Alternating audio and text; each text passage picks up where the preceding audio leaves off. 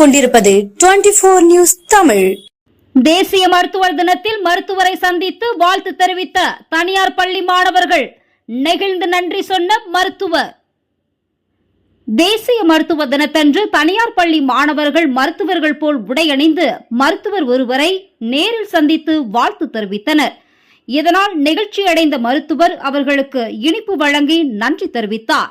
தஞ்சாவூர் மாவட்டம் பேராவூரணியில் குமரப்பா வித்யாலயா என்ற தனியார் பள்ளி உள்ளது.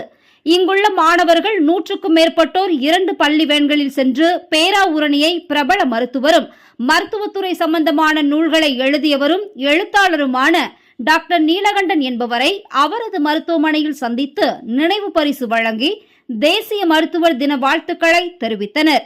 அப்போது சில பள்ளி குழந்தைகள் மருத்துவர் போல் உடையணிந்து இருந்தனர். தனது பணியில் பிஸியாக இருந்த மருத்துவர் குழந்தைகளின் வாழ்த்துதலால் நெகிழ்ச்சி அடைந்தார். இதையடுத்து குழந்தைகளுக்கு அவர் மிட்டாய் மற்றும் தான் எழுதிய நூல்களை வழங்கி தனக்கு வாழ்த்து தெரிவித்ததற்கு நன்றி தெரிவித்தார்.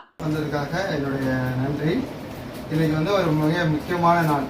பிசி ராய் என்ற ஒரு மருத்துவர், அவர் மருத்துவரோடு இல்லாமல் சுதந்திர போராட்ட வீரர், சமூக ஆர்வலர்.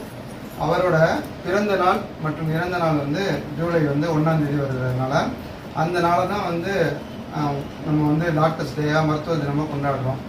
ஏன் அப்படின்னா அவர் வெறுவனே ஒரு சிகிச்சை அளிக்கக்கூடிய மருத்துவராக மட்டும் இல்லாமல் சமூகத்திற்காக தொண்டு செய்தார்.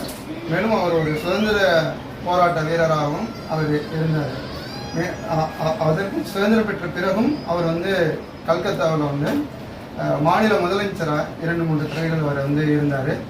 தன்னுடைய வாழ்நாள் முழுவதும் மக்களுக்காக மருத்துவராகவும் ஒரு சமூக தொண்டு செய்யக்கூடிய நபராகவும் இருந்ததுனால அவருடைய சமூக தொண்டை பாராட்டும் வகையில் தான் நம்ம எல்லாருமே அந்த ஜூலை முதல் நாளை மருத்துவ தினமாக கொண்டாடுறோம்.